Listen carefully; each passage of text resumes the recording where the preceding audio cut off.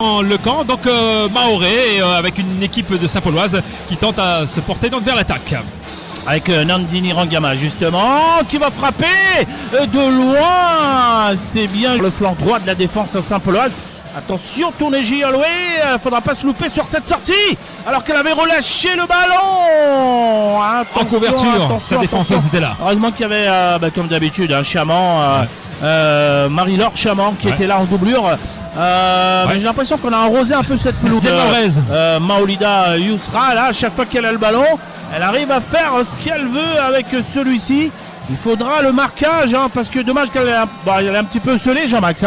Mais quand même, on voit qu'il y a de la technicité, il y a de l'intelligence quand on a le ballon. Attention, Vino, elle aime les accompagner. Elle aime bien ça, elle est passée avec peut-être Lady Makia qui est en train de se placer. Faut lever la tête, là là, dommage. C'était bien joué. Dommage. Elle aurait peut-être pu s'enfoncer davantage dans cette surface de contrôler, de réajuster pour Nerjal de l'autre côté. On va provoquer, voilà qui est fait, on va déborder. Le ballon qui n'est pas sorti, Lily Nerjal qui slalom et qui va mettre ce ballon. Attention avec Gama qui traînait, on n'est pas loin de quelque chose, Jean-Marc Gardebien. Attention à ne pas regretter. On est en train de mettre le feu, en train de mettre le feu côté Saint-Pauloise. C'est pas mal, mais il faudra un petit peu plus de précision si on veut ouvrir ce score et d'essayer d'expliquer, ça vient trop sur moi, sur mon côté. Mais bon, il faut c'est bien d'être technique, mais il faut aussi peut-être se dire que cela joue peut-être un peu plus collectivement, elle est en position de frappe. C'est pas mal joué, dommage que Lady Makia n'attendait pas trop ce ballon. Dommage parce que ce qu'elle avait fait là, Nandini Rangama, c'était pas mal du tout. Elle récupère beaucoup de ballons, Jean-Max, un nombre incalculable. Avec Béatrix, on joue au milieu de terrain, ça c'est pas mal. Cassidy Gardebien, moi je dis remise pour Marie-Laure Chaman. Attention, Lily Nerjal peut-être, qui va peut-être faire la différence. Lily Nerjal, allez, 24e minute de jeu, Jean-Max Gardebien, c'est la meilleure buteuse du championnat et de la Saint-Pauloise qui a décidé d'accélérer et elle calme le turbo. On a beaucoup de mal à la suivre, c'est Lily Nerjal pour l'ouverture du score, la Saint-Pauloise.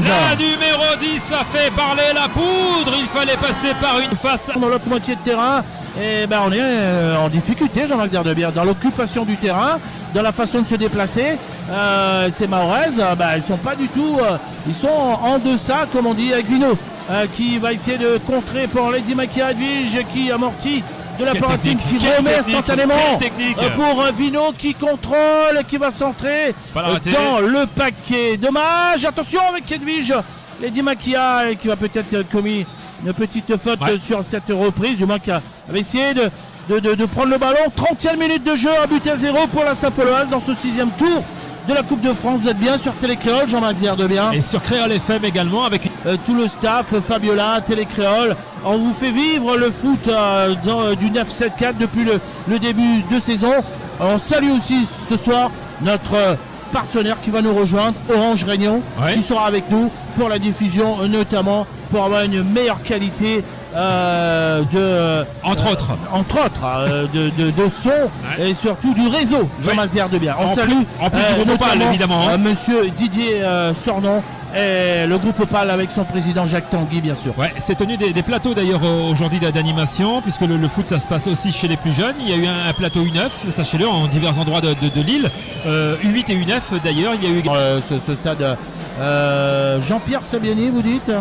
C'est Roger Sabiani. C'est le stade, le nom du stade. Je m'excuse auprès de la famille, je ne plus trop de son prénom, monsieur Sabiani, qui a œuvré pour le football de l'Ouest, notamment la grande FCOS, Football Club de l'Ouest. Ça a l'air d'élève. Oui, elle va reprendre sa place. Parce que bon, déjà qu'elles n'ont qu'une remplaçante, Jean-Marc Gardebien, il ne faudrait pas qu'elle se retrouve à 10 ou à 9, cette vaillante équipe mahoraise, avec les Saint-Pauloises toujours. Alors une remplaçante, mais ça n'augure de rien. Ça bien sûr, ne les empêchera pas, pourquoi pas, Il y a bien tout un tas c'est un des exemples qui me viennent en tête, mais il y a certainement d'autres exemples. Il y a tout le contexte aussi, évidemment. On ne veut pas froisser les aficionados du côté de la cité maritime, qu'on salue d'ailleurs, Tonino Marcel et toute la bande du côté de la cité maritime, qui ont rendez-vous à nouveau avec l'histoire, avec le grand retour du coach magique Jean-Max Tréport. Chaman aussi qui perd le ballon, ça c'est pas très bon signe, cette histoire-là, parce que les Mahoraises, il faudra faire le break assez rapidement, Jean-Mas Gardebien, si on veut vraiment avoir une véritable chance joue un peu trop facile là, attention, qualification pour ces Saint-Pauloises, parce qu'on les sent un petit peu en deçà là depuis quelques minutes avec ces arrêts de jeu respectifs sur les blessures mahoraises qui ont cassé un peu le rythme là qui vient au charbon. Vous voyez, les Mahoraises pas de questions, elle se pose pas de questions, elle est tout seule esselée à l'attaque. Belle couverture. C'est j'accélère, je fais la différence. Heureusement qu'elle était là, donc pour pouvoir. Pas besoin beaucoup de soutien, Jean-Max. Attention, ces équipes qui ont ce profil-là, il faut s'en méfier. C'est-à-dire à deux, elle peut désarçonner une défense. Donc ça veut dire qu'il faut être vraiment au marquage. Radio Télé Créole, télé de proximité, rendez-vous de chaque semaine et événements exceptionnels, dispositifs exceptionnels pour l'occasion à vous faire vivre à la télé pour votre samedi soir, pour votre 13 septembre 2025. Avec le ballon qui sort de l'aire de jeu pour les Bleus de la Saint-Pauloise qui ont eu quelques phases dynamiques. La balle en jeu. En ce samedi soir. Avec Nandini Rangama. Pour Vino qui va peut-être déborder. Vino qui va s'essayer. Le tacle rageur de Amina Nourdine qui met ce ballon en touche. Attention là, les Saint-Pauloises ont un petit coup de moins, un peu de trou d'air, j'ai l'impression là. Au niveau du rythme, je parle. C'est Nasra Oumadi qui sera donc à intervenir parce qu'il le fallait évidemment face à cette tentative de débordement. Davantage plus présent devant donc des cages adverses s'il y avait davantage ce soutien. Alors c'est qui est à côté d'elle? Le temps que je regarde tout ça, c'est Eva Odul justement qu'on a peu vu en soutien là, Jean-Max Gardebien. Elle a plus un rôle défensif de base, Eva Odul. Eva Odul, mais il faut venir. Amélia Patiama aussi, on est sur le flanc gauche. Voilà qui est fait.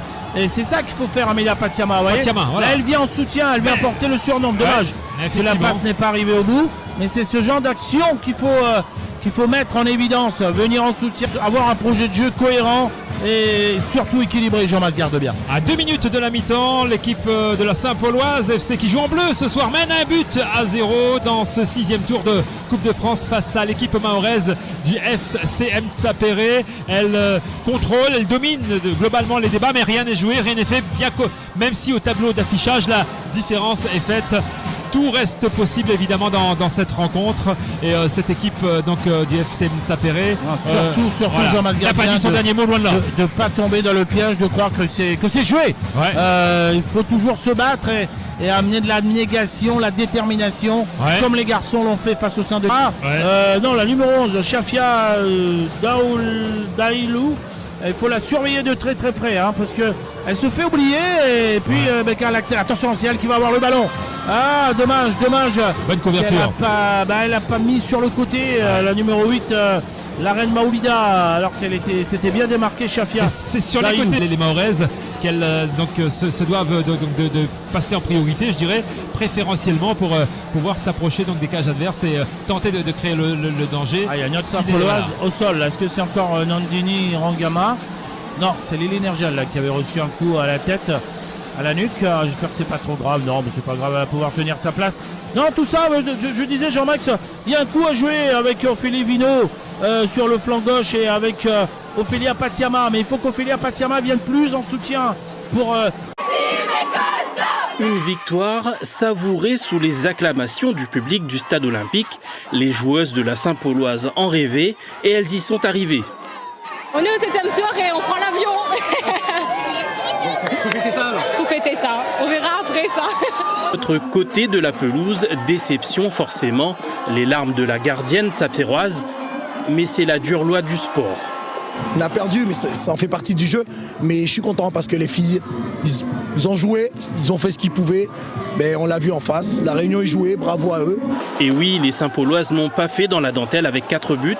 25e minute de jeu, une relance hasardeuse des Mahoraises. Et Lily Nergel, numéro 10, accélère et envoie la balle au fond des filets. Il y aura bien de belles occasions mahoraises et cette égalisation manquait de peu en deuxième mi-temps. Et finalement, Saint-Paul double la mise après une faute adverse et ce pénalty transformé par Nandini Rangama à la 76e minute de jeu. 2 minutes plus tard, Marion Valentin enfonce le clou. Le moral n'y est plus côté mahorais. À la 90e minute, 4e et dernier but, une pépite d'Ophélie Vino, le COPS.